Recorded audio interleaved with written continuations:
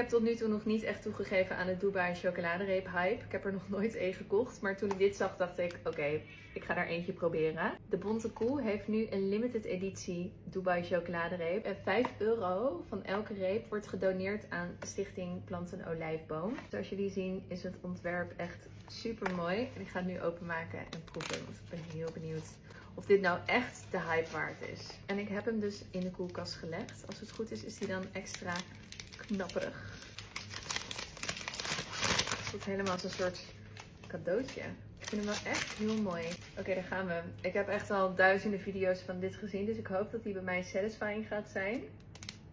Oh, oké. Het ziet er wel echt heel lekker uit. Cheers.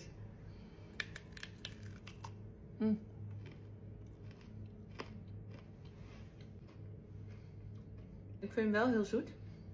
De pistache smaak had van mij iets sterker gemogen.